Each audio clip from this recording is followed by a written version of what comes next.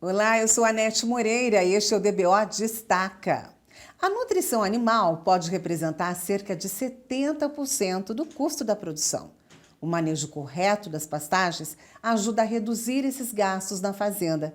Então, quais seriam as estratégias para que isso aconteça? Sobre isso, eu converso agora com Armindo Bart Neto, que é engenheiro agrônomo e coordenador técnico da CIA, Serviços de Inteligência em Agronegócios. Tudo bem, Armindo? Seja bem-vindo. Tudo bem, Anete? Grande satisfação estar aqui falando com vocês. Armindo, como diminuir esse gasto e aumentar a produtividade, como por exemplo no manejo? Bom, o Brasil, a base produtiva, né, da pecuária brasileira, ela é a pasto. A gente tem praticamente aí toda a produção nossa é baseada em produção a pasto.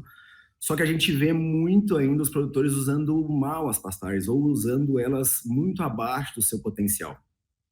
E a gente vê assim que existe uma maneira muito fácil de ampliar, de aumentar essa produção, que passa, né, por uma boa alimentação, manejando bem as pastagens. As pastagens, elas são é a principal fonte de alimento e mais barata. A gente está trabalhando com ruminante, então não, nada mais faz sentido do que trabalhar bem uma pastagem, oferecer uma boa pastagem para que esse animal possa desempenhar bem. E isso passa por a gente não só nutrir, né, ter um solo bem corrigido para dar a capacidade para o capim crescer, mas também colher bem esse capim. Então a gente trabalha muito, né, com o manejo de pastagem para que favoreça, que o animal consiga colher melhor essa pastagem, colher só a parte que interessa para ele, né, que é essa parte superior. E aí a gente está falando do pastoreio rotativo, que o animal consegue colher só essa parte superior, leva o que tem de melhor para a pastagem, e para a pastagem ainda sobra muita folha e esse pasto segue crescendo muito bem. Aí a gente consegue conciliar uma alta qualidade da dieta com quantidade vinda da pastagem, e a pastagem segue sempre produzindo bastante também, já que a gente não tem aquela coisa de colher demais, diminuir muito a quantidade de folhas e a pastagem sofrer para crescer.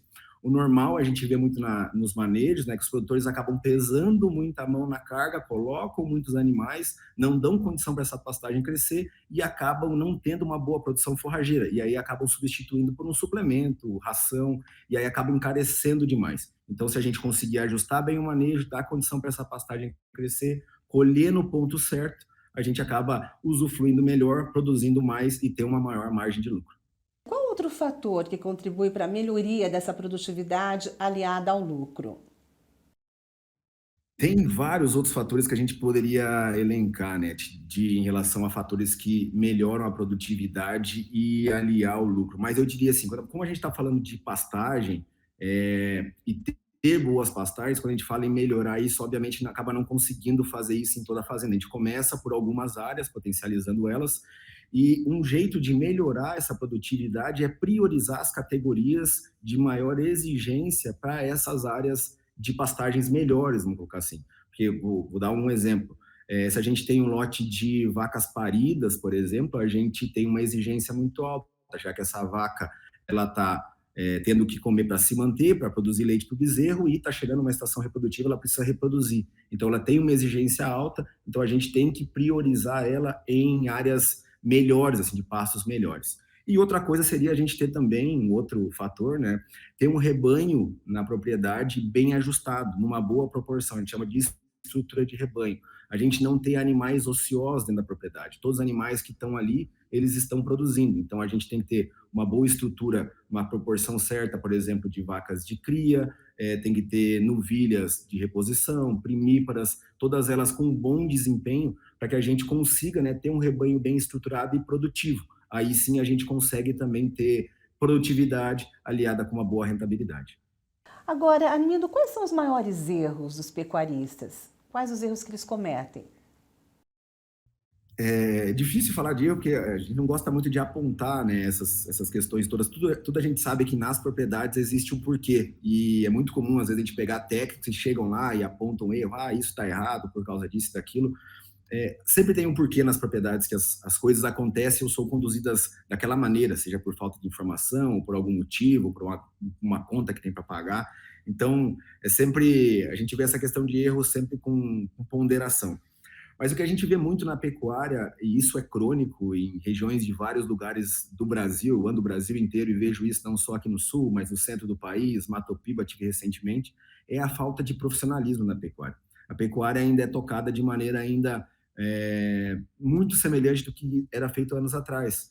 E mudou muito o jogo. As tecnologias evoluíram, existe muita coisa para ser feita, dá para melhorar bastante, mas ainda a pecuária é tocada com pouco profissionalismo. Então, os produtores eles não têm um objetivo claro, eles não sabem o modelo de negócio que devem tocar, às vezes tocam, tem produção de cria, mas se o preço do bezerro fica barato, acaba segurando os animais da propriedade, aperta as vacas de cria, piora a reprodução, então não tem um modelo bem ajustado.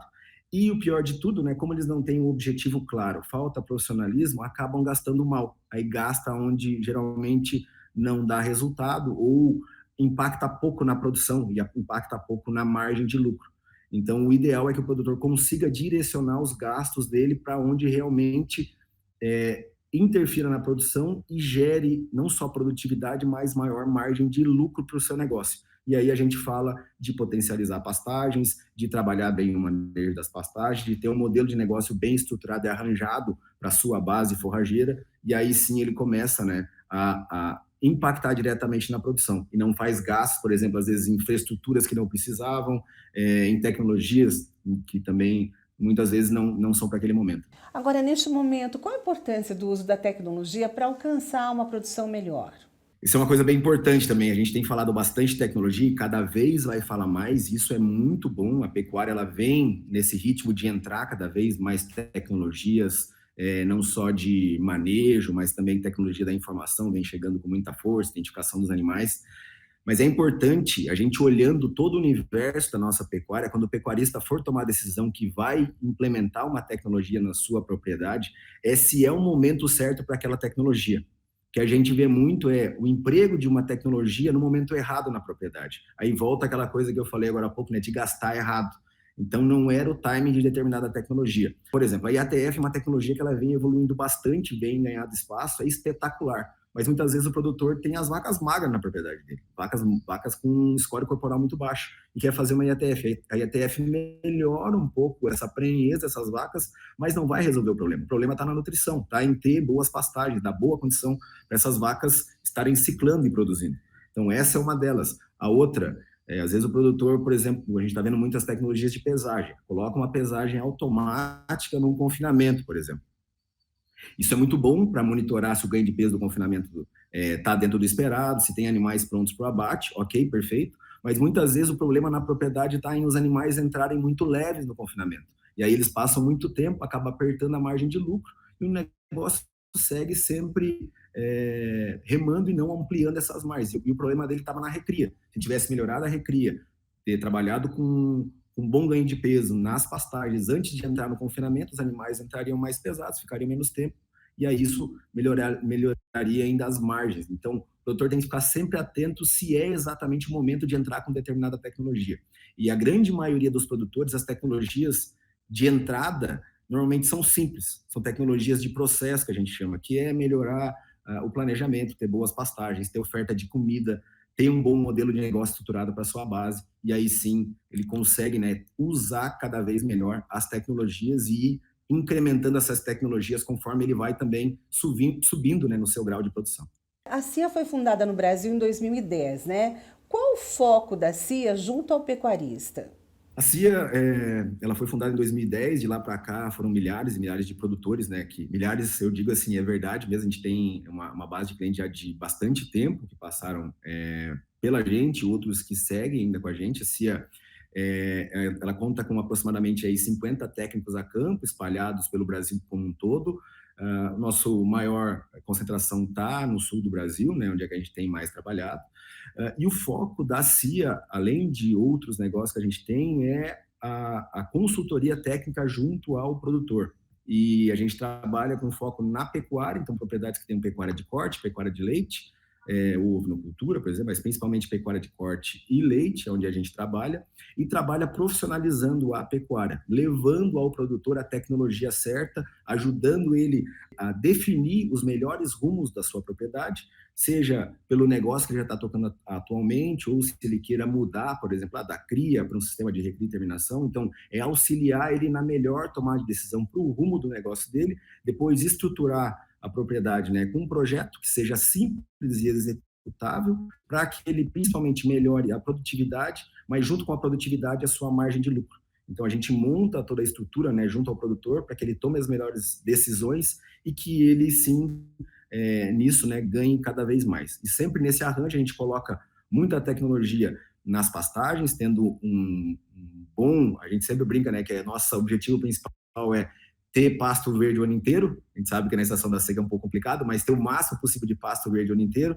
e a gente depois encaixe isso dentro da propriedade e consiga, né, fazer com que o produtor ganhe mais e produza também uma pecuária responsável, e a gente deixa o produtor, de certa maneira, até preparado para que no futuro próximo, né, a gente, essa questão do carbono e créditos de carbono, uma pecuária bem feita, bem conduzida, mitiga gás de efeito estufa, e a gente pode, inclusive, né, o produtor ganhar mais nessa condição como um todo. Então, resumindo um pouco do nosso foco de trabalho, né, tá junto ao produtor para tomar as melhores decisões para o seu negócio e poder ganhar mais.